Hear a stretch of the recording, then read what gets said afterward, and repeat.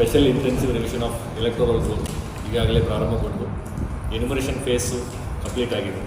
So enumeration phase 17ನೇ ತಾರೀಕಿಗೆ close ಆಯಿತು. ಸೊ ಈಗ ಇವತ್ತು 27ನೇ ತಾರೀಕು 24 ಎಲೆಕ್ಷನ್ ಕಮಿಷನ್ ಆಫ್ ಇಂಡಿಯಾ ಅವ್ರದ್ದು ಗೈಡ್ಲೈನ್ಸ್ ಪ್ರಕಾರ ಇವತ್ತು ನಾವು ಡ್ರಾಫ್ಟ್ ಲಿಸ್ಟನ್ನು ಪಬ್ಲಿಷ್ ಮಾಡಿದ್ದೀವಿ. ಕರಡು ಮತದಾರ ಪಟ್ಟಿಯಲ್ಲಿ ನಮ್ಮಲ್ಲಿ ಒಟ್ಟು ASDDO ವೋಟರ್ಸ್ ಎಷ್ಟು ಜನರು ನಮ್ಮ ಜಿಲ್ಲೆಯಲ್ಲಿದ್ದಾರೆ ಅಂತ ಹೇಳಿ ಅಂಕಿಅಂಶ ಹೇಳ್ತೇನೆ. ಒಟ್ಟು ನಮ್ಮ ಜಿಲ್ಲೆಯಲ್ಲಿ 2,97,146 ಜನರು ಆಬ್ಸೆಂಟಿ, ಶಿಫ್ಟೆಡ್, ಡೆತ್ತು ಮತ್ತು ಡೂಪ್ಲಿಕೇಟ್ ಈ ಕ್ಯಾಟಗರೀಸ್ನಲ್ಲಿ ನಮ್ಮ ಜಿಲ್ಲೆಯಲ್ಲಿ ಇಷ್ಟು ಜನರಿದ್ದಾರೆ. ಸೊ ಈ ಜನರದ್ದು ಹೆಸರು ಕರಡು ಮತದಾರ ಪಟ್ಟಿಯಲ್ಲಿ ಇರೋದಿಲ್ಲ. ಕರಡು ಮತದಾರ ಪಟ್ಟಿಯಲ್ಲಿ ಇರುವಂಥ ಮತದಾರರ ಸಂಖ್ಯೆ 16,84,968 16,84,968 ವೋಟರ್ಸು ಈಗ ಡ್ರಾಫ್ಟ್ ವೋಟರ್ ಲಿಸ್ಟ್ನಲ್ಲಿ ಬಂದಿದ್ದಾರೆ. ಈ ಡ್ರಾಫ್ಟ್ ವೋಟರ್ ಲಿಸ್ಟನ್ನು ಈಗಾಗಲೇ ಪ್ರಿಂಟ್ ಮಾಡಿ ಎಲ್ಲ BLOಸ್ಗಳಿಗೂ ಮತ್ತು ಎಲ್ಲ ಪೊಲಿಟಿಕಲ್ ಪಾರ್ಟೀಸ್ಗೂ ನಾವು ಕೊಟ್ಟಿದ್ದೇವೆ. ಜೊತೆಗೆ ನಮ್ಮ ಜಿಲ್ಲೆಯ ವೆಬ್ಸೈಟ್ನಲ್ಲೂ ಕೂಡ ಅದನ್ನು ನಾವು ಅಪ್ಲೋಡ್ ಮಾಡಿದ್ದೇವೆ. ಸೊ ಯಾರು ಬೇಕಾದರೂ ಈ ಡ್ರಾಫ್ಟ್ ವೋಟರ್ ಲಿಸ್ಟನ್ನು ಮತಗಟ್ಟೆವಾರು ಡೌನ್ಲೋಡ್ ಮಾಡಿಕೊಂಡು ಅದನ್ನು ನೋಡಲಿಕ್ಕೆ ಅವಕಾಶ ಇದೆ. ಇದು ಅಲ್ಲದೆ ASDDO ಅಂತ ಹೇಳಿ ಏನು ಹೇಳಿದ್ದೇನೆ 2,97,000 ಜನರದ್ದು ಪಟ್ಟಿನೂ ಕೂಡ ಹಿಂದೆಯಿಂದಲೂ ಪ್ರತಿ ದಿವಸ ನಾವು press meet every day press ಮೀಟ್ನಲ್ಲಿ ನಿಮಗೆ ಆ ಲಿಂಕನ್ನು ಕಳಿಸ್ಕೊಟ್ಟು ಆ ಇನ್ಫಾರ್ಮೇಷನ್ ಕೂಡ ರೆಗ್ಯುಲರ್ ಆಗಿ ನಿಮಗೆ ನಾವು ತಲುಪಿಸ್ತಾ ಇದ್ದೇವೆ. ಆ ಇನ್ಫಾರ್ಮೇಷನ್ ಕೂಡ ಅಂತಿಮಗೊಂಡು ಅದರದ್ದು ಕೂಡ ಪ್ರಿಂಟ್ ಮಾಡಿ ಎಲ್ಲ ಪೊಲಿಟಿಕಲ್ ಪಾರ್ಟೀಸ್ಗೂ ಮತ್ತು BLOಸ್ಗಳಿಗೂ ಅದನ್ನು ಪ್ರಿಂಟನ್ನು ಈಗಾಗಲೇ ಕೊಟ್ಟಿದ್ದೇವೆ. ಆ ಇನ್ಫಾರ್ಮೇಷನ್ನು ಕೂಡ ನಮ್ಮ ಜಿಲ್ಲೆಯ ವೆಬ್ಸೈಟ್ನಲ್ಲಿದೆ. ಯಾವ ಮತಗಟ್ಟೆಯಲ್ಲಿ ಯಾರು ASDDO ವೋಟರ್ಸ್ ಇದ್ದಾರೆ ಅನ್ನುವಂಥದ್ದನ್ನು ಎಲ್ಲರೂ ಕೂಡ ಪಾರದರ್ಶಕವಾಗಿ ನೋಡಲಿಕ್ಕೆ ಅವಕಾಶ ಕಲ್ಪಿಸಿಕೊಡಲಾಗಿದೆ. ಸೊ ಈಗ ಮುಂದಿನ ಫೇಸ್ ಬಗ್ಗೆ ಚರ್ಚೆ ಮಾಡಲಿಕ್ಕೆ ಮತ್ತು ಅದರಲ್ಲಿ ಏನು ನಾವು ಮಾಡ್ತೇವೆ ಅನ್ನೋದ್ರ ಬಗ್ಗೆ ಹೇಳಲಿಕ್ಕೆ ನಮಗೆಲ್ಲ ಕರೆದಿದ್ದೇನೆ. ನೆಕ್ಸ್ಟ್ ಫೇಸು ಇವತ್ತಿನ ದಿವಸದಿಂದ ಸ್ಟಾರ್ಟ್ ಆಗಿ ಮುಂದಿನ 1 ತಿಂಗಳು ಸೆಪ್ಟೆಂಬರ್ 23ನೇ ತಾರೀಕು ತನಕ ಅಬ್ಜೆಕ್ಷನ್ ಪೀರಿಯಡ್ಗೆ ಅಂತ ಟೈಮ್ ಕೊಟ್ಟಿದ್ದಾರೆ. ಅಬ್ಜೆಕ್ಷನ್ಸ್ ಏನಾದರೂ ಇದ್ದರೆ ಯಾವುದಕ್ಕೆ ಅಬ್ಜೆಕ್ಷನ್ಸ್ ಅಂತ ಹೇಳಿದರೆ, ಈಗ ASDDO ಪಟ್ಟಿ ಇದೆ.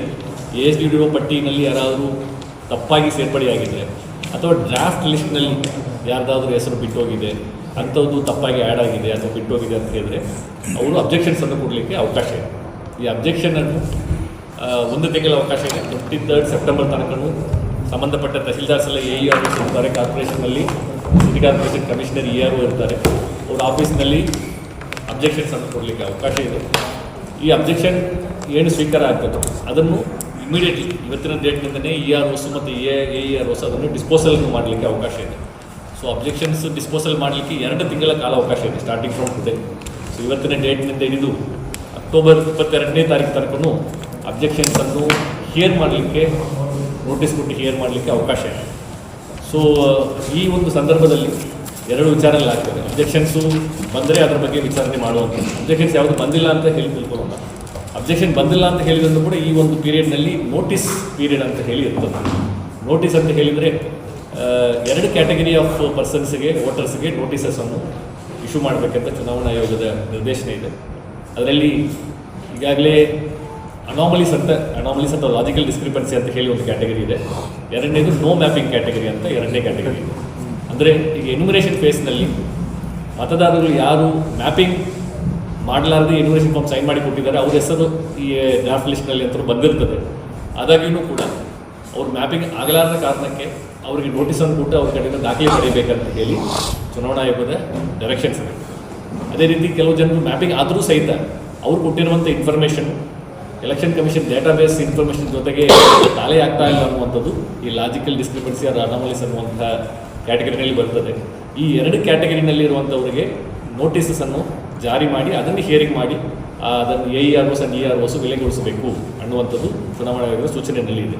ಸೊ ನಮ್ಮ ಜಿಲ್ಲೆಯಲ್ಲಿ ಒಟ್ಟಾರೆಯಾಗಿ ನೋ ಮ್ಯಾಪಿಂಗ್ ಕೇಸಸ್ಸು 4,179 ಇದೆ.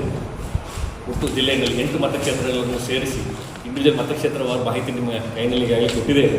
ಸೊ ನೋ ಮ್ಯಾಪಿಂಗ್ ಕೇಸಸ್ಸು ಜಿಲ್ಲೆಯಲ್ಲಿ 4,179 ಇದೆ. ಅದೇ ರೀತಿ ಅನಾಮಲೀಸ್ ಈ ಚುನಾವಣಾ ಆಯೋಗದ ಡೇಟಾಬೇಸ್ ಜೊತೆಗೆ ಈಗ ಕೊಟ್ಟಿರುವಂಥ ಡೇಟಾಬೇಸ್ ಏನು ಮ್ಯಾಚ್ ಆಗಲಿಲ್ಲ ಅಂತ ಹೇಳಿ ಬೇರೆ ಬೇರೆ ಲಾಜಿಕ್ ರನ್ ಮಾಡಿ ಸಾಫ್ಟ್ವೇರ್ನಲ್ಲಿ ಇದು ನಮಗೆ ಒಂದು ಪಟ್ಟಿ ಕೊಟ್ಟಿದ್ದಾರೆ. ಸೊ ಅದು ಸುಮಾರು ಒಂದು 20,350 ಜನರು ಈ ಅನಾಮಲೀಸ್ ಕ್ಯಾಟಗರಿನಲ್ಲಿದ್ದಾರೆ.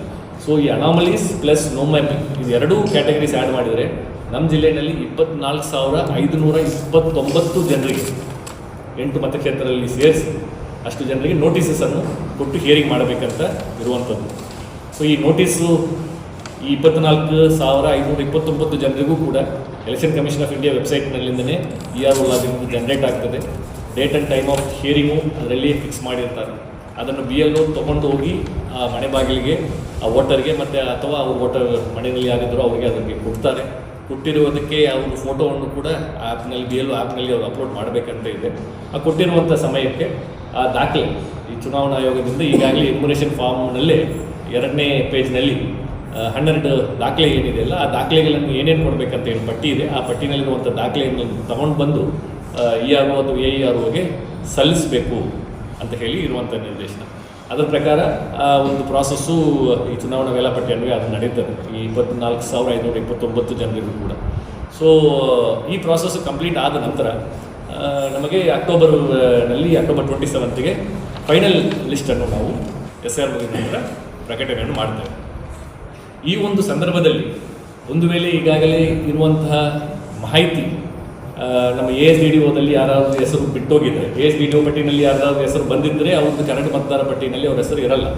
ಅಂಥ ವೋಟರ್ಸ್ಗಳಿಗೂ ಕೂಡ ನಾವು ಅರ್ಹರ್ ವೋಟರು ನಮ್ಮನ್ನು ಬಿಟ್ಟಿದ್ದಾರೆ ಅನ್ನುವಂಥದ್ದಾದರೂ ಕೂಡ ಫಾರಮ್ 6 ಕೊಟ್ಟು ಈ ಸಂದರ್ಭದಲ್ಲೇ ಒಂದು ಡಿಕ್ಲರೇಷನ್ ಕೊಟ್ಟು ಅವ್ರ ಹೆಸರನ್ನು ಸೇರ್ಪಡೆ ಮಾಡಲಿಕ್ಕೂ ಅವಕಾಶ ಇದೆ. ಸೊ ASDD ಲಿಸ್ಟ್ನಲ್ಲಿ ಇದ್ದಾರೆ ಅನ್ನುವಂಥ ಒಂದೇ ಕಾರಣಕ್ಕೋಸ್ಕರ ಏನು ಆತಂಕ ಪಡುವಂಥ ಅಗತ್ಯ ಇಲ್ಲ. ಅದರಲ್ಲಿ ಆಬ್ಸೆಂಟು ನಾನು ಆಬ್ಸೆಂಟ್ ಆಗಲಿಲ್ಲ ಅಥವಾ ನಾನು ಶಿಫ್ಟ್ ಆಗಲಿಲ್ಲ, ಡೆತ್ ಆಗಲಿಲ್ಲ, ಡೂಪ್ಲಿಕೇಶನ್ ಕೇಸ್ ಇಲ್ಲ, ಆದರೂ ಕೂಡ ನಾನು ASDDO ಪಟ್ಟಿನಲ್ಲಿ ನನ್ನ ಹೆಸರು ಸೇರಿಸಿದ್ದಾರೆ, ಕರಡು ಮತದಾರ ಪಟ್ಟಿನಿಂದ ನನ್ನ ಹೆಸರನ್ನು ಬಿಟ್ಟಿದ್ದಾರೆ ಅನ್ನುವಂಥವರು ಯಾರಾವುದಿದ್ದರೆ ಅವರು ಕೂಡ ಈಗ ಏನು ಮುಂದಿನ 1 ತಿಂಗಳ ಅವಕಾಶ ಏನು ಕೊಟ್ಟಿದ್ದಾರೆ ಸೆಪ್ಟೆಂಬರ್ 23ನೇ ತಾರೀಕು ತನಕ, ಅಂಥವರು ಕೂಡ ಫಾರಮ್ 6 ತುಂಬಿಕೊಟ್ರೆ ಅದನ್ನು ವೆರಿಫೈ ಮಾಡಿಕೊಂಡು ERO ಒಂದು ಡೆಸಿಷನ್ ತೊಗೊಳ್ತಾರೆ ಸೇರ್ಪಡೆ ಮಾಡ್ಕೊಳ್ಳೋಕ್ಕೆ ಅಥವಾ ಏನು ಮಾಡಬೇಕಂತ. ಅದಕ್ಕೂ ಕೂಡ ಅವಕಾಶ ಇದೆ. ಎಲ್ಲ ಡಾಕ್ಯುಮೆಂಟ್ಸು ಸರಿಯಾಗಿ ಕೊಟ್ಟು ERO ಹಿಯರಿಂಗ್ ಮಾಡಿದ ನಂತರ ಆರ್ಡರ್ ಮಾಡ್ತಾರೆ. ಅವ್ರ ಹೆಸರುಗಳನ್ನು ಒಳಗೊಂಡು ಅಂತಿಮ ಮತದಾರ ಪಟ್ಟಿ ಫೈನಲ್ ಹೆಸರು ಫೈನಲ್ ರೋಲ್ ಏನು ಬರ್ತದೋ ಅದರಲ್ಲಿ ಅವರ ಹೆಸರು ಸೇರ್ಪಡೆಗೊಂಡು ಬರ್ತದೆ. So this is one point ನಿಮ್ಮ ಮುಖಾಂತರ ಸಾರ್ವಜನಿಕರಿಗೆ ಎಸ್ಪೆಷಲಿ ASDDO ವೋಟರ್ಸ್ನಲ್ಲಿ ಎಸ್ಪೆಷಲಿ ಅದರಲ್ಲೂ ಕೂಡ ಆಬ್ಸೆಂಟಿ ಆ್ಯಂಡ್ ಶಿಫ್ಟೆಡ್ ಕ್ಯಾಟಗರಿನಲ್ಲಿ ಇರುವಂಥದ್ದು. ಯಾಕೆಂದರೆ ಬಹುತೇಕ ಈ ಡೂಪ್ಲಿಕೇಟು ಮತ್ತು ಹೊರತುಪಟ್ಟಿದ್ದಾರೆ ಅಂತ ಹೇಳಿ ಮಾರ್ಕ್ ಮಾಡಿದ್ದವ್ರಿಗೆ ಎಲ್ಲ ದಾಖಲೆಗಳನ್ನು ಅವರು ಕಲೆಕ್ಟ್ ಮಾಡಿಕೊಂಡು ಅದನ್ನೆಲ್ಲ ಅಪ್ಲೋಡ್ ಮಾಡಿರ್ತಾರೆ. ಸೊ ಆ ಕ್ಯಾಟಗರಿನಲ್ಲಿ ಜಾಸ್ತಿ ಏನೂ ಬರೋದಿಲ್ಲ, ಅಬ್ಜೆಕ್ಷನ್ಸ್ ಬರೋದಿಲ್ಲ. ಕೆಲವು ಸಂದರ್ಭಗಳಲ್ಲಿ ಆಬ್ಸೆಂಟು ಅಥವಾ ಪರ್ಮನೆಂಟ್ಲಿ ಶಿಫ್ಟೆಡ್ ಅಂತ ಹೇಳಿ BLOಗಳು ಮಾರ್ಕ್ ಮಾಡಿದರೆ ಅದನ್ನು ಕೂಡ BLOಸ್ಗಳಿಗೂ ಕೂಡ ನಾವು ಪ್ರತಿ ಹಂತದಲ್ಲೂ ಕೊಟ್ಟಿದ್ದೇವೆ, ಮಾಧ್ಯಮದವರು ಕೂಡ ಪ್ರತಿ ಹಂತದಲ್ಲೂ ಕೊಟ್ಕೊಂಡ್ಬಂದಿದ್ದೇವೆ.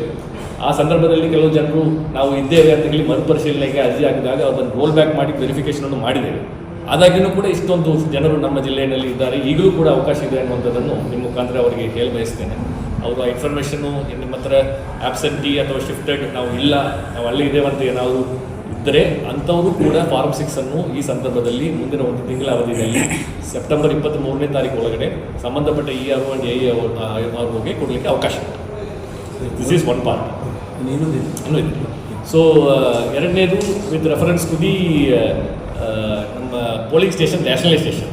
ಸೊ ಪೋಲಿಂಗ್ ಸ್ಟೇಷನ್ಸು ಚುನಾವಣಾ ಆಯೋಗದ ಒಂದು ಗೈಡ್ಲೈನ್ಸ್ ಪ್ರಕಾರ ಒಂದು ಮತಗಟ್ಟೆಯಲ್ಲಿ 1200ಕ್ಕಿಂತ ಹೆಚ್ಚಿಗೆ ಮತದಾರರು ಇದ್ದರೆ ಅಲ್ಲಿ ಅನುಕೂಲ ಆಗ್ತದೆ. 1200ಗೆ ಕ್ಯಾಪ್ ಮಾಡಬೇಕಂತ ಹೇಳಿ ನಿರ್ದೇಶನ ಬಂದಿದೆ.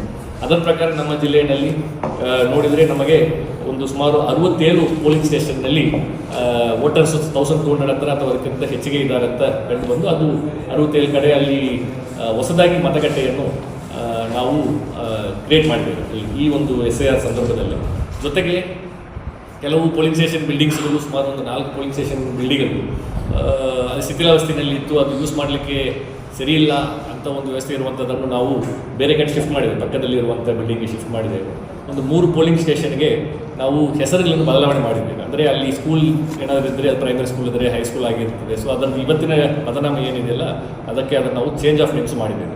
ಸೊ ಆ ರೀತಿ ನಾವು ಈ ಪ್ರಾಸೆಸ್ ಸ್ಟಾರ್ಟ್ ಮಾಡುವಾಗ ನಮ್ಮಲ್ಲಿ ಒಟ್ಟು 2092 ಮತಗಟ್ಟೆಗಳಿರ್ತವೆ.